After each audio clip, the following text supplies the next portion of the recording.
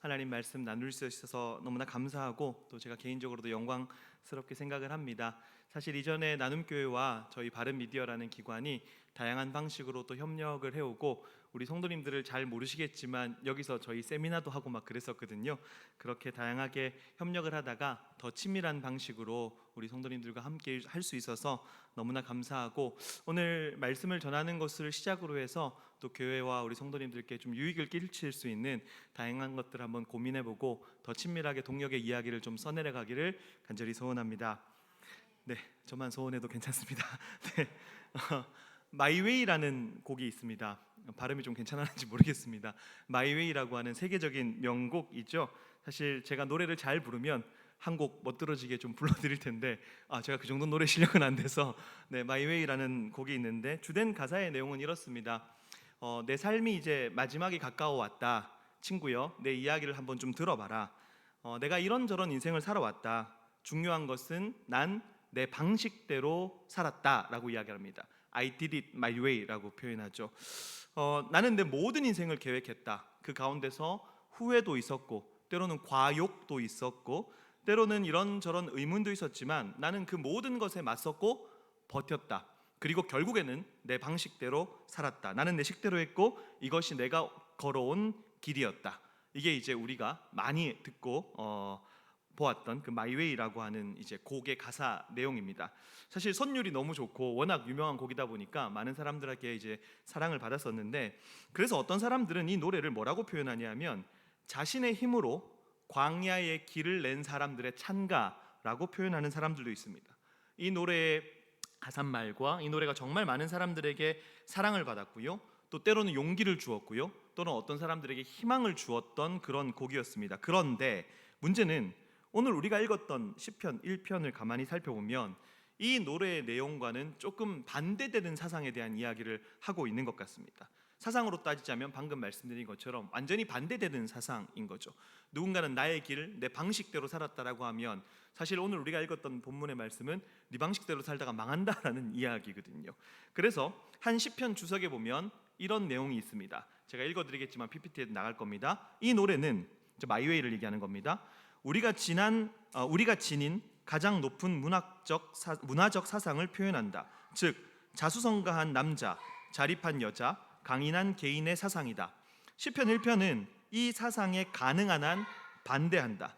저렇게 반대하는 겁니다. 자, 시편 1편은 우리 스스로 길을 선택하면 반드시 스스로 파멸된다는 믿음을 증언한다. 시편 1편은 다른 길, 즉 하나님의 교훈이 지시하는 길 안에 있는 소망을 본다라는 거죠. 그러니까 시편 1편의 사상과 그리고 마이웨이라고 하는 그 노래의 사상이 완전히 다른 것이죠. 시편을 연구하는 대다수의 학자들이 그 시편 1편과 2편을 시편 전체의 서론이라고 표현을 합니다. 그래서 1편과 2편을 이중 서론이라고 표현을 하는데, 특별히 오늘 우리가 읽었던 시편 1편은 하나님 안에 있는 인생이 행복한 삶이고 하나님을 사랑하는 이들이 따라가야 될 길이 무엇인지 우리에게 알려주고 있는 것이죠. 이런 큰 맥락 속에서 시편 1편이 어떤 의미를 가지고 있는지를 오늘 우리가 한번 좀 생각을 해보려고 합니다. 워낙 유명한 구절이고 또 우리 성도님들 많이 암송하고 계시는 말씀일 텐데, 자, 본문의 구조를 먼저 좀 살펴보면 이 시편 1편의 본문의 구조는 되게 단순합니다.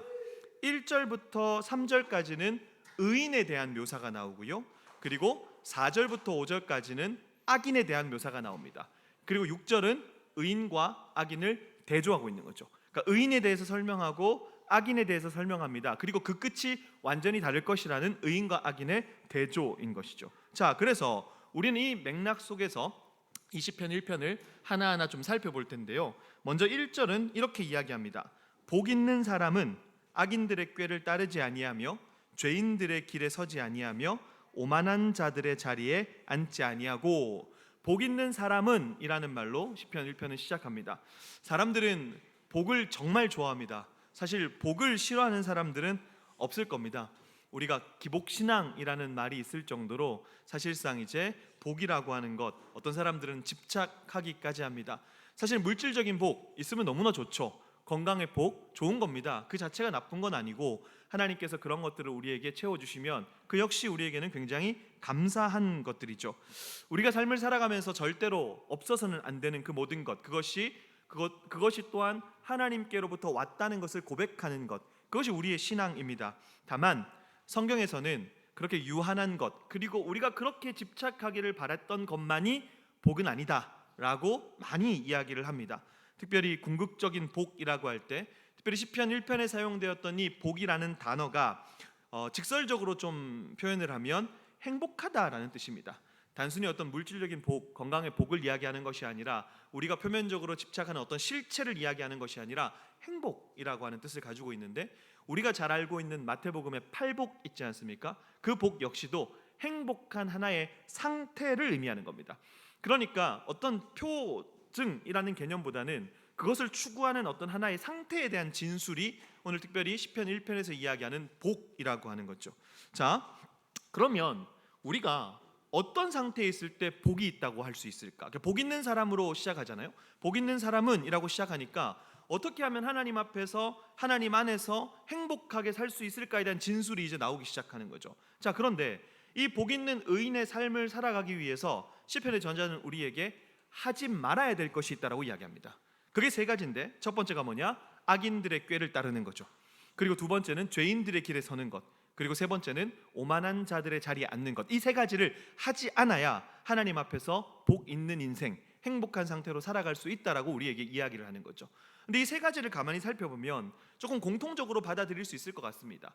악인들의 꾀, 죄인들의 길, 오만한 자들의 자리이죠. 근데 이 세 가지는 조금 명백하게 구별되는 지점들이 있습니다. 특별히 먼저 악인들의 꾀라고 할 때 시편에서 악인이라고 하는 존재는 의인의 반대말인데, 특별히 시편에서 악인이라는 말을 사용할 때는 크게 두 가지입니다. 첫 번째는 뭐냐면 하나님을 대적하는 자들, 악인입니다. 그리고 두 번째는 하나님의 백성을 대적하는 자들. 시편에서는 일관되게 이 두 가지의 사람들, 하나님을 대적하고 하나님의 백성을 대적하는 사람들을 악인이라고 표현합니다. 의인은 그렇게 하나님을 대적하고 하나님의 백성을 대적하는 자들이 내어놓은 꾀를 따르지 않는다라고 하는 뜻입니다. 성경을 보면 특별히 분열 왕국 시대에 이스라엘이 남쪽 유다와 북쪽 이스라엘로 갈라지고 난 이후에 수많은 왕들이 하나님을 대적하고 하나님의 백성을 대적했던 사람들의 말을 쫓다가 망하는 것들을 우리는 굉장히 많이 보게 됩니다. 하나님을 대적하는 자들의 꾀, 이게 악인들의 꾀라는 거죠. 죄인들의 길이라고 하는 것은, 죄라고 하는 단어 자체가 어그러진 길로 간다라는 원어적 의미를 가지고 있죠. 그러니까 회개라고 하는 것이 단순히 죄를 뉘우치는 개념이 아니라 돌이키는 개념이라는 걸 우리는 너무나 잘 알고 있습니다. 내가 잘못을 했다, 나 잘못했습니다, 이건 회개가 아니라는 거죠. 그건 회개가 아니라, 진짜 회개는 내가 잘못을 했으니까 그 어그러진 길에서 다시 원래 가야 될 길로 가는 것을 우리는 회개라고 얘기했죠. 방향에 대한 이야기입니다. 그러니까 의인은, 의인은 어그러진 길로 가지 않는다. 하나님께서 정해놓은 길 아닌 다른 어그러진, 틀어진 길로 가지 않는다라고 하는 뜻이고, 마지막 세 번째, 오만한 자들의 자리라고 할 때는, 오만하다라고 하는 것은 태도나 행동이 건방지다라고 하는 사전적 정의를 가지고 있잖아요. 그러니까 오만함의 특징이 뭐냐면 교만인 거죠. 즉, 교만한 사람들의 특징은 어떤 교훈도 듣지 않는다는 겁니다. 왜냐하면 교만한 사람들은 자기 생각이 오로지 정답이니까, 자기의 생각으로 완전히 가득 차 있으니까, 자기 중심적 사람이니까, 자기의 것이 가장 우선적인 사람이니까 다른 사람들의 말이나 하나님의 말씀이나 좋은 교훈이 비집고 들어올 틈이 없는 것이죠. 자기 생각으로 가득 차 있는 사람들의 특징이 뭐냐면 자기 생각이 오로지 정답이기 때문에, 그렇게 오만하고 교만하기 때문에 남을 쉽게 정죄합니다. 남을 쉽게 정죄하고 남을 쉽게 판단하고 오로지 모든 것을 나의 기준으로 남에게 무례하게 행동을 하게 되는 것이죠. 자, 그렇게 우리는 악인들의 꾀, 죄인들의 길, 오만한 자들의 자리라고 하는 것을 조금 나누어 봐서 이 뜻을 짧게 생각해 봤는데, 실제로 사실은 시편의 저자가 이야기하는 이 악인들의 꾀, 죄인들의 길, 오만한 자들의 자리, 여기서 사용한 단어들을 우리가 조금 더 주목해 볼 필요가 있습니다. 시편을 주석했던 다수의 학자들이 이렇게 얘기하는데, 자 보시면 순서가 보면 따르고 서고 앉는 겁니다. 그죠? 악인들의 꾀를 따르다가 죄인들의 길에 서죠. 그리고 오만한 자들의 자리에 앉게 됩니다. 꾀길 자리입니다. 뭐냐 하면 처음에는 악인들의 꾀를 따라요. 그리고 결국에는 내가 죄인들의 길에 서버려요. 그런 다음에 결국 마지막에는 오만한 자들의 자리에 눌러 앉아버립니다. 이 얘기는 뭡니까? 점점점 퇴행되는 거예요. 퇴행되는 거. 처음에는 따르다가 이제는 그 자리에 머물게 됩니다. 그리고 그 자리에 머물다가 결국엔 그 자리가 완전히 나의 자리가 돼서 거기에 눌러 앉아버리게 되는 거죠.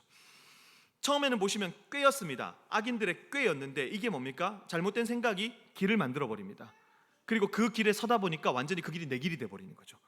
시편의 저자는 명백하게도 이 죄라고 하는 것이 가지고 있는 특성에 대해서 우리에게 이야기해 주는 거죠. 점점점 사람들을 퇴행시키고 점점점 나락으로 구렁텅이로 끌고 가는 그것이 바로 죄의 특징이다라고 이야기를 하는 것입니다. 이것이 마치 어떤 사람이 무엇인가에 중독이 되는 과정과 똑같습니다. 그러니까 중독이 되는 과정들이 있는데 특별히 요즘에 물론 마약류 같은 경우는 옛날하고 달라서 내가 인지하지 못했던 단 한 번만 하는 것으로도 중독으로 가는 경우들도 있다고 합니다. 그러니까 정말 예방이 되게 중요한데 특별히 약물 중독이 되는 진행 단계를 가만히 살펴보면 처음에는 실험적으로 사용해요. 그러다가 습관적으로 사용합니다. 그 다음에 심화적으로 사용하다가 결국에는 강박적으로 사용하게 됩니다. 점차적으로 존재 자체가 완전히 종속돼서 거기에 퇴행되는 것이죠. 문제는 중독자들이 그 과정에서 내가 이거 조절하면서 할 수 있다라고 하는 위대한 착각을 하게 됩니다. 중독자들이 자기가 중독이라고 인정하지 않은 가장 결정적 이유가 뭐냐면 내가 이거 조절하면서 할 수 있다는 위대한 착각 때문에 그런 것이죠. 악인 역시 그렇습니다. 처음에는 생각을 하고 그 생각이 길을 만들고 거기에 눌러앉지만 내가 이걸 조절하면서 할 수 있고 이거는 문제가 되지 않는다라고 이야기하고 거기에 눌러앉아서 스스로 완전히 종속되고 퇴행되는 것, 이것이 죄가 가지고 있는 가장 강력한 특성이라고 시편의 저자는 우리에게 이야기하는 거죠. 자, 우리 인간에게는요 죄를 다룰 수 있는 기가 막힌 재주들이 있습니다. 인간이 죄를 다룰 수 있는 가장 기가 막힌 재주가 뭐냐면 그 죄가 더 이상 나에게 죄가 아닐 수 있도록 만들어버리는 겁니다. 이걸 우리는 자기 합리화라고 표현하는데 자기 합리화의 끝판왕이 우리잖아요. 사실 인간이 제일 안 되는 게 자기 객관화고 제일 잘 되는 게 자기 합리화입니다. 자, 우리 성도님들 시간이 좀 지나긴 했는데 예전에 그 부부의 세계라는 드라마가 있었습니다. 부부의 세계 보신 적 있으십니까? 말씀과 기도로만 사시죠. 금요기도에 오실 정도면 저는 타락해서 넷플릭스 이런 거 많이 보거든요. 사탄의 OTT 그런 거 있잖아요. 자, 봐요. 자기 합리화가 진짜 무서운데 가만히 부부의 세계 보면 그 드라마를 관통하고 있는 굉장히 유명한 대사가 있습니다. 뭘까요? 네, 보셨네요. 자, 사랑에 빠진 게 죄는 아니잖아 라고 얘기를 합니다. 사랑에 빠진 게 죄는 아니다. 이게 바람핀 남편이 아내에게 하는 말입니다. 이건 그냥 미친 거죠. 그죠? 자, 사랑에 빠진 게 죄는 아니잖아. 이걸 이야기하는 사회학자들의 굉장히 전문적인 용어가 있습니다. 뭐죠? 내로남불인 거죠. 내가 하면 로맨스, 남이 하면 불륜. 이게 되게 단순한 이야기인데 결국엔 이게 뭐냐면 우리 인간이 죄를 다룰 수 있는 기가 막힌 재주이자 방식입니다. 중독자들이 자기가 중독이라는 걸 인정하지 않는다 그랬잖아요. 특별히 중독 학계에서 되게 유명한 말이 있습니다. 뭐냐 하면 중독자의 뇌는 더 이상 합리적 판단을 위해서 작동하지 못한답니다. 오로지 모든 상황을 합리화시킨다라고 이야기를 합니다. 그러니까 알코올 중독자가 술 못 끊는 이유가 되게 단순한데 자, 술을 마셨습니다. 문제를 일으켰죠. 그러면 내가 술을 마셨으니까 문제를 일으켰구나. 술에 깬 다음에 그럼 내가 술을 끊어야지 라고 하는 게 합리적 판단이지만 중독자는 더 이상 그런 판단을 하지 못한다는 거죠. 왜요? 합리적 판단을 위해서 사고와 뇌가 작동하는 것이 아니라 오로지 모든 상황을 합리화시켜버리는 거죠. 그럼에도 불구하고 나는 술을 마실 수밖에 없어. 그래서 우스갯소리로 알코올 중독자에게 술 마실 이유가 1000가지가 넘는다고 얘기하는 거죠.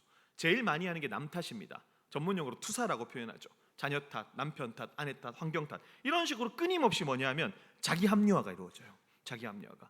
가만히 생각해 보면 우리가 보통 그런 얘기 많이 하잖아요. 신앙생활함에 있어서 우리가 싸워야 되는 어떤 지점들, 예를 들면 게으름이라든가 여러 가지 것들이 있어요. 근데 정말 무서운 게 뭐냐면 이 자기 합리화라고 하는 거죠.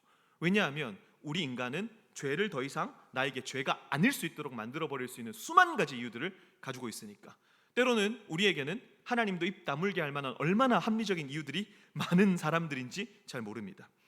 끊임없이 신앙은 자기 합리화와 싸우는 과정이라고 우리는 이야기할 수 있겠죠. 그래서 우리에게는 두 가지가 필요합니다. 죄를 마음껏 지어도 죄가 더 이상 나에게 죄가 아닐 수 있도록 만들어버리는 자기 합리화의 끝판왕이 죄인의 본성인데 그러려면 우리는 그 죄인의 본성을 어떻게 거스르면서 살아갈 수 있을까? 무엇이 우리로 하여금 그런 죄된 본성을 거스르게 만들 수 있을까? 두 가지가 필요하죠. 첫 번째가 뭐냐면 제어 장치가 필요합니다. 브레이크 없이 막 달리는 거니까, 악인들의 꾀를 내고 그걸 가지고 길을 만들고 거기에 눌러 앉아버리니까, 끊임없이 그렇게 죄를 추구하는 것이 죄인의 본성이라면 그걸 하지 않도록 중간중간에 브레이크를 거는 제어 장치가 필요하다는 거죠. 그리고 제어 장치로만 끝나는 것이 아니라 내가 브레이크를 걸었으니까 이제는 다시 죄를 능동적으로 추구하는 게 아니라 의를 능동적으로 추구할 수 있는 신앙, 그것이 필요한 거죠. 그래서 시편의 저자는 우리에게 두 가지, 죄를 제어하고 능동적 신앙으로 갈 수 있도록 방법을 제시하는 겁니다. 악인들의 꾀를 따르지 않고 죄인들의 길에 서지 않고 오만한 자들의 자리에 앉지 않을 수 있도록 나온 해결책을 우리에게 제시하는데, 그게 바로 시편 1편 2절입니다.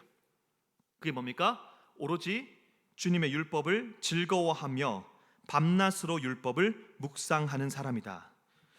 율법은 1차적인 의미로 토라, 모세, 오경을 이야기하기도 하지만 오늘 말씀을 나누는 우리가 하나님의 말씀으로 인지를 해도 무방할 것 같습니다. 그런데 저는 이 개역개정 성경 그 시편 1편 2절의 이 말씀 중에 번역본 중에는 저는 공동번역 표현을 되게 좋아합니다. 그래서 이 공동번역의 표현을 가지고 오늘 제목으로 삼았는데, 야훼께서 주신 법을 뭐로 삼았습니까? 낙으로 삼았답니다. 낙으로 삼아서 밤낮으로 그 법을 되새기는 사람. 가끔씩 이런 표현 쓰십니다. 이게 내 유일한 낙이야, 뭐 이런 표현 많이 쓰시잖아요. 되게 힘들고 어렵고 또 직장에서 스트레스 받고 살면서 뭐 이런저런 사람들한테 치이고, 또 어떤 그룹에 가보면 그 사람들 다 이상하게 행동하는 것 같은데 나만 정상인 것 같은데 내가 잘못된 거야, 뭐 이렇게 스스로 가스라이팅 당하기도 하고, 우리가 살면서 그러다 보니까 사람들이 낙을 찾아요. 저 역시도 이제 저는 축구를 되게 좋아해서 이제 야심한 밤에 축구하는 걸 되게 좋아합니다. 플랫폼들이 요즘에 잘 돼 있어서요, 밤 10시, 12시 축구 타임을 제가 제일 좋아하거든요. 그래서 맨날 그렇게 축구하다가 축구가 이 목회자들 삶의 유일한 낙이지, 그러다가 아킬레스건이 뚝 끊어지는 바람에 제가 수술하고 거의 1년 반 동안 지금 축구를 못하고 있습니다. 이놈의 조동아리가 문제였던 거예요. 자, 근데 그런 삶을 막 살아가다가 우리 성도님들도 그런 거 있을 거예요.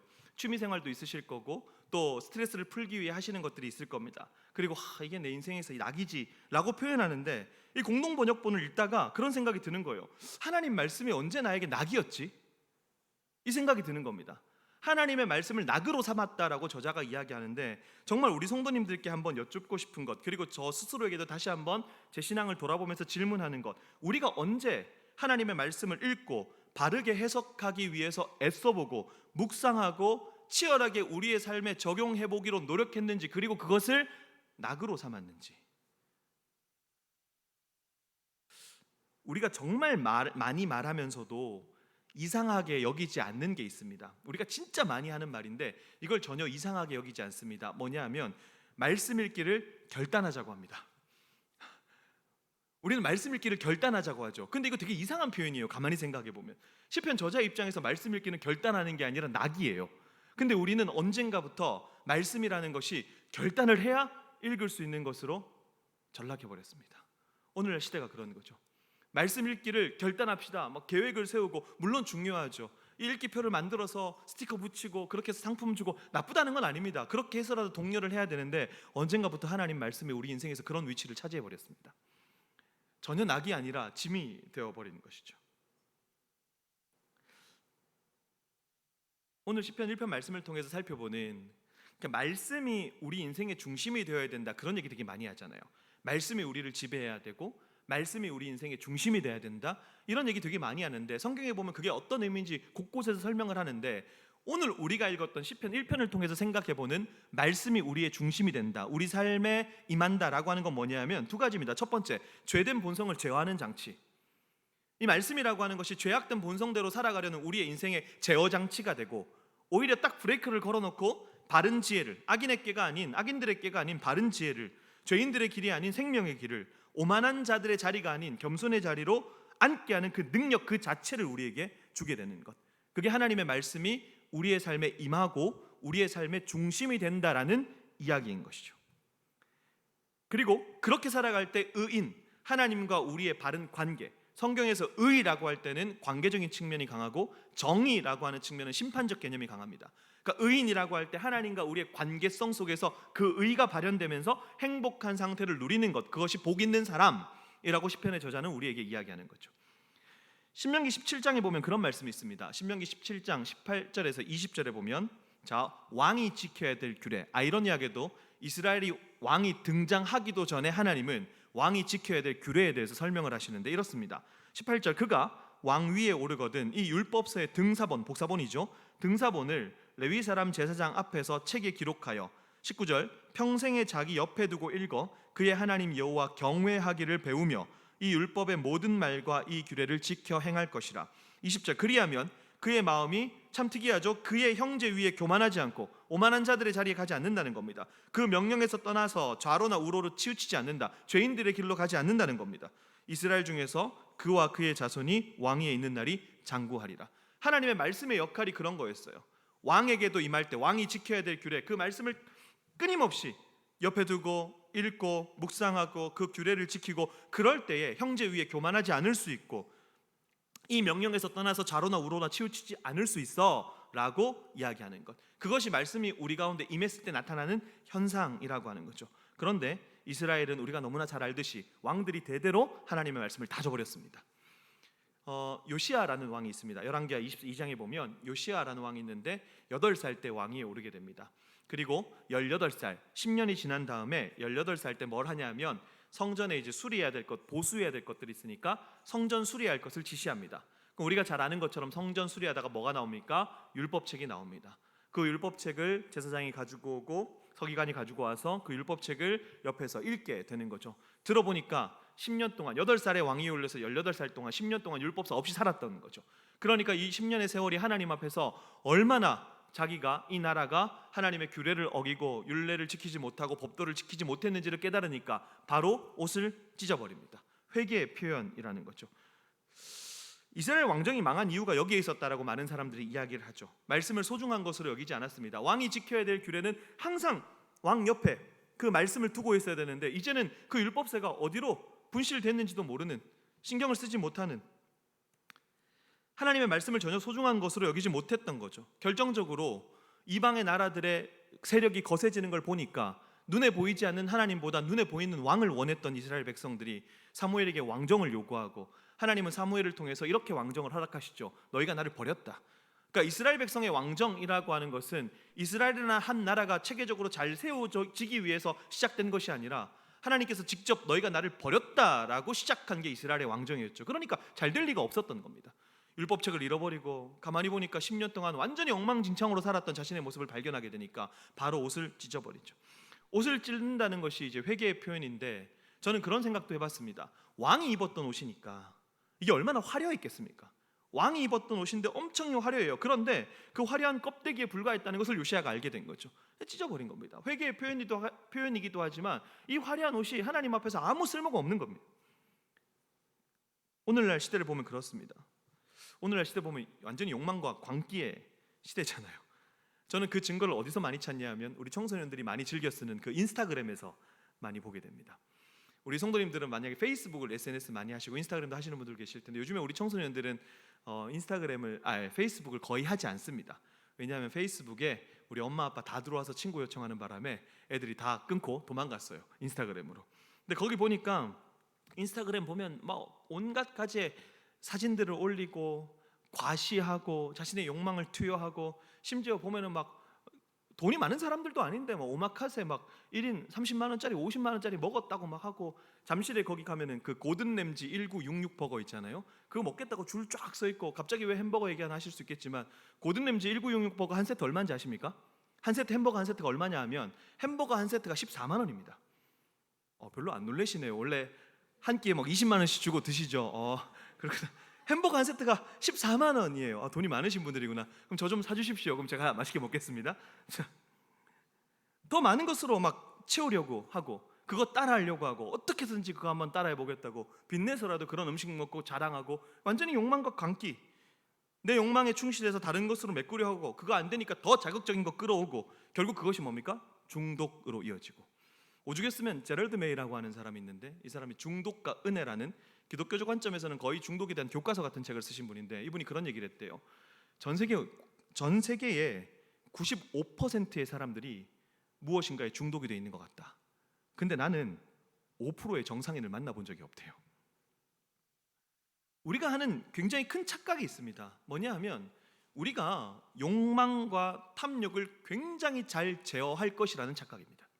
이게 가장 큰 착각이죠. 아까도 말씀드린 것처럼 대부분의 중독자들이 중독으로 가게 되는 여러 가지 이유들 중에 가장 강력한 사고방식이 뭐냐? 내가 이거 조절하면서 할 수 있다는 겁니다.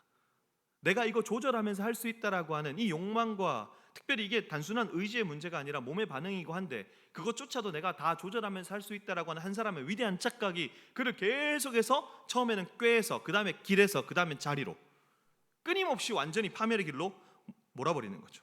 절대 그렇지 않습니다. 왜 욕망과 탐욕, 욕망과 관계를 우리가 제어하지 못하냐 하면 이유는 딱 하나입니다. 그게 우리의 죄악된 본성에 딱 들어맞기 때문에 그렇죠.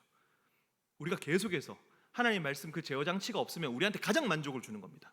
그렇기 때문에 우리는 끊임없이 그거를 추구하게 되는 거죠. 인간의 죄악된 본성에 제일 들어맞는 게 우리가 추구하는 그 욕망입니다. 조절할 수 있다는 위대한 착각 속에서 헤어나오지 못한 채로 완전히 잠식을 당하는 것. 그럼 도대체 우리가 어디에서 복을 누리고 어떠한 것을 통해서 이것이 진정한 복이라고 말할 수 있을 것인가? 도저히 우리가 우리의 본성으로는 행복하다라고 느낄 수 없는 그런 것들이 가능해지는 이유가 무엇일까? 그것이 바로 오늘 3절부터 나오는 하나님의 말씀이 가지고 있는 특징 때문에 그렇습니다.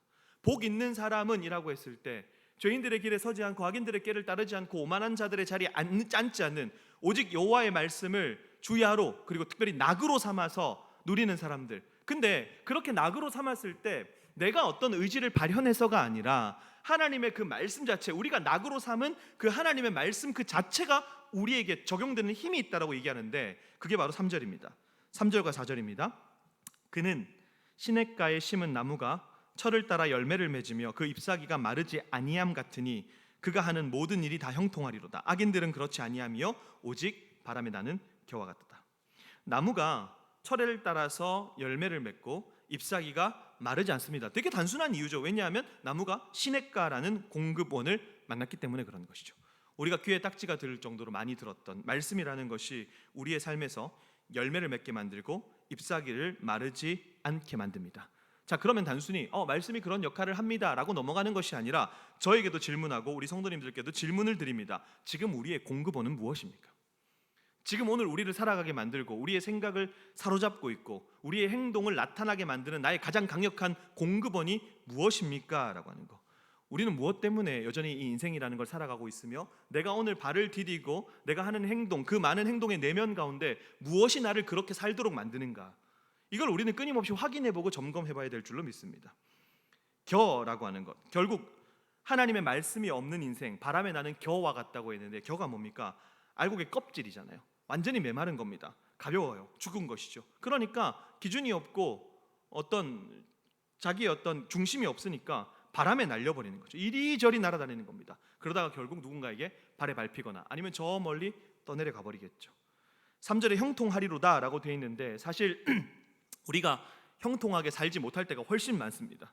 하나님의 권능의 오른팔이라고 그렇게 많이 배웠는데 하나님이 때로는 그렇게 무능력하게 느껴질 때가 없습니다.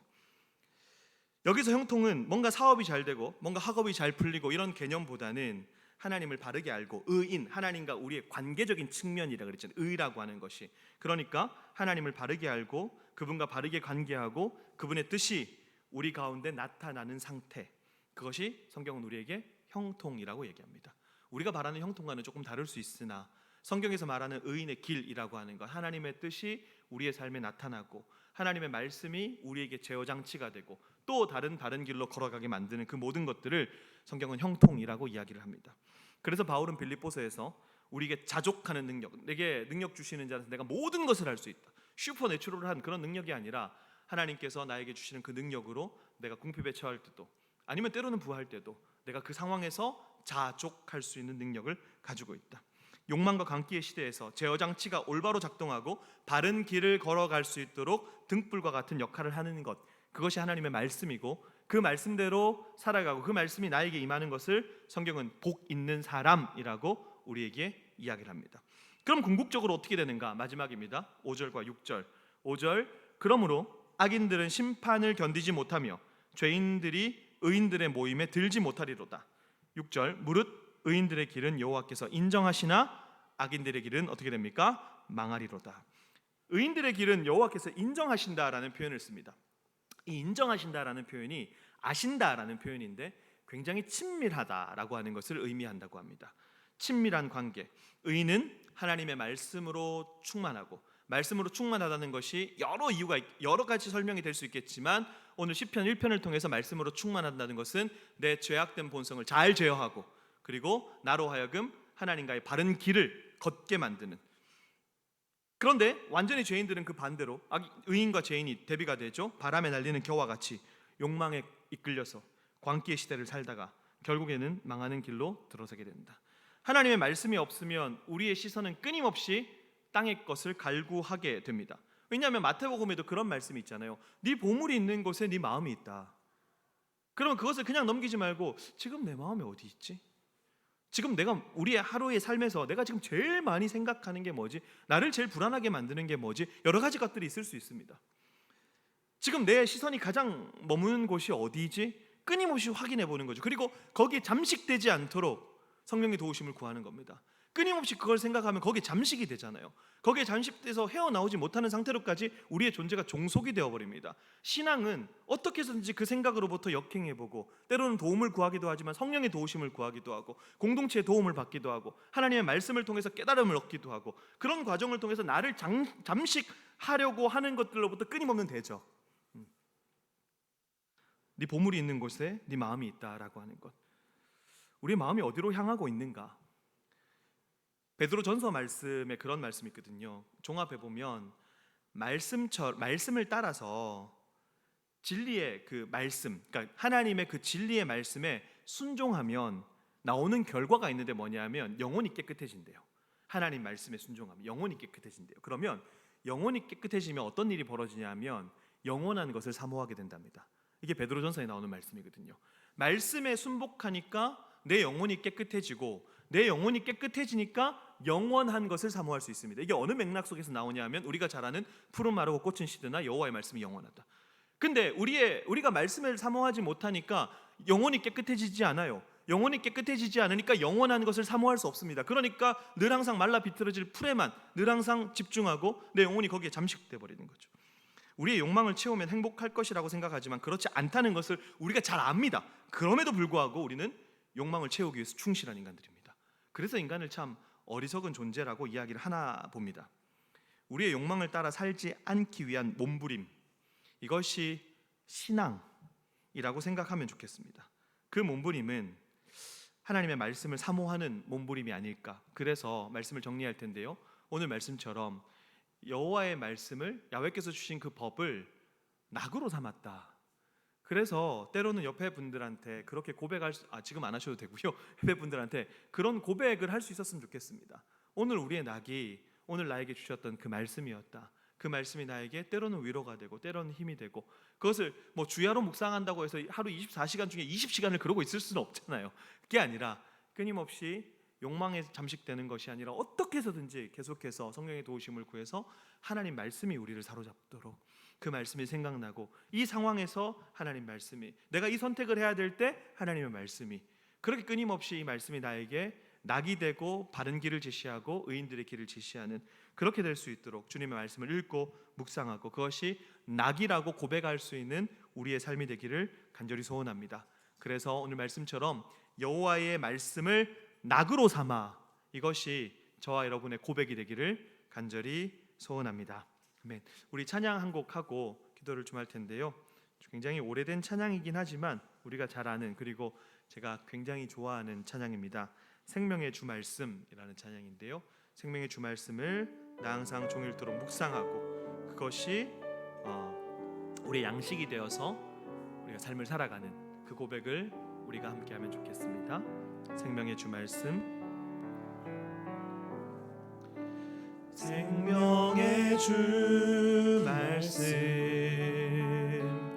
나 항상 종일토록 묵상하여 내 맘을 채우고 앞길 비추네. 우리 한 번 더 고백하겠습니다. 생명의 주 말씀, 생명의 주 말씀, 나 항상 종일토록 묵상하여 내 맘을 채우고 그 빛은 내 앞길 비추네. 주 말씀 내 발의 등이요, 주 말씀 내 발의 등이요, 내 길에 빛이 오니 주님의 양식으로 나 살겠네. 생명의 주 말씀 내 발의 등이요, 주 말씀 내 발의 등이요, 내 길에 빛이 오니